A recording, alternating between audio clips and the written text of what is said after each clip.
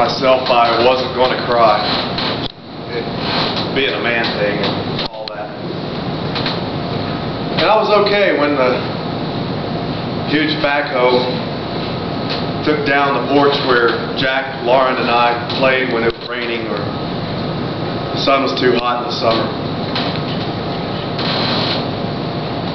But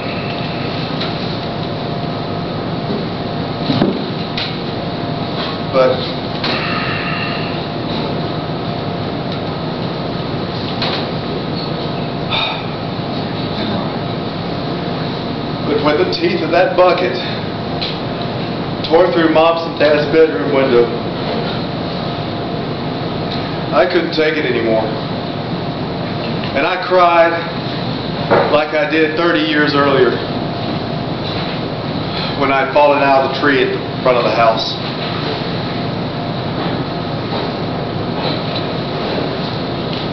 I know the backhoe operator was just doing a job, but I had to wonder, did he ever think about the memories that were contained in our house? How many nights when the storms brought thunderclaps, lightning,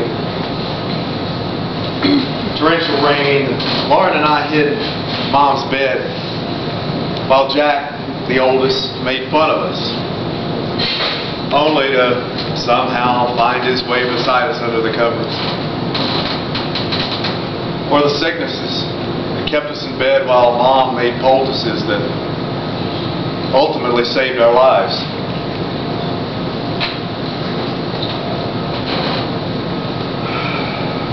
But the jaws of the backhoe kept tearing away. And the next room to be demolished was Jack's room.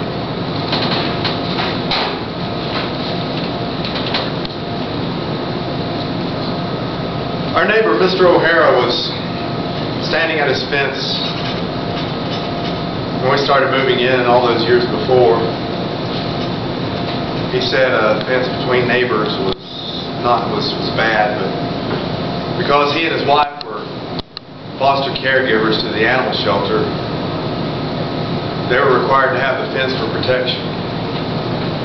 He told us to be careful of the dogs, but he never told us to stay away from them. So Lauren and I would sneak up to the fence, doggy treats, and pass them out thinking we'd never been seen.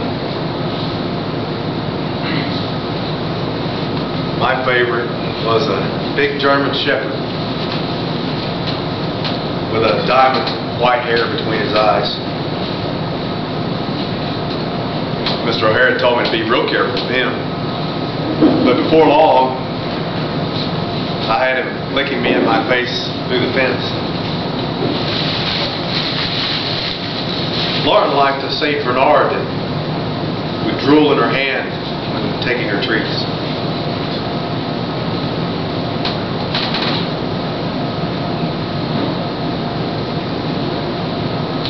Mr. O'Hara turned out to be the neighbor everyone wants to live beside. He helped Dad fix the roof on the outbuilding, and he came and sat with Lauren and me when Dad drove Jack to Fort Jackson after he enlisted. And he sat with us the day the Army came and told us that Jack had been killed in Vietnam.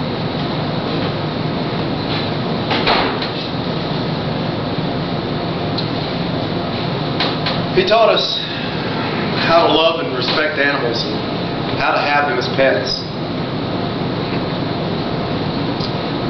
That German Shepherd, whom I named Diamond, and whom I was supposed to be afraid of, well, he came into our yard as our pet.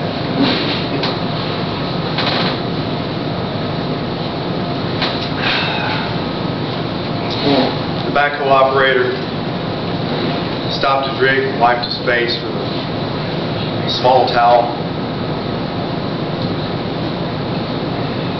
It was hot, and the dirt and dust from the caving walls landed all over him. The next room to go was mine. The window shattered as the teeth of the bucket caved in the south wall. I had wondered if Mom had ever found my hiding place in that wall for those old copies of Playboy.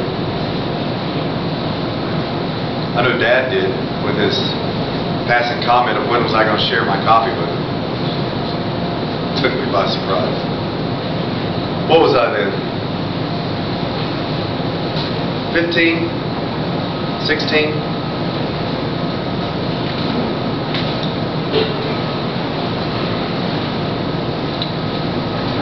The top floor caved in on the bottom floor, taking out the living room and the dining room and the kitchen. All rooms where wounds were healed, and broken hearts were mended, and lives were repaired. With Mom's kiss to a hurt knee,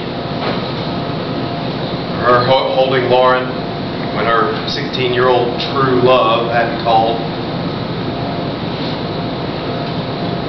Or the time when Mom and Dad asked us to go outside so that the Army captain could tell them how Jack had died in a firefight in some delta 12,000 miles from home.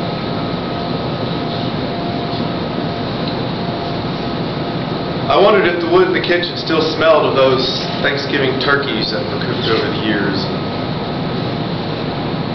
And could the backhoe operator smell them as he demolished the last standing wall?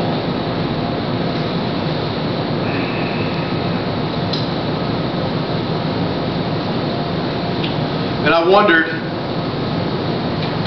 if the dining room still smelled of the antiseptic odor from the medicines and wraps that Dad brought in, along with the hospital bed which scratched the floor after Mom got too ill to climb the stairs to her bedroom. And was the fragrance still there of the flowers assembled for her wake, held in that house that now lay in ruins?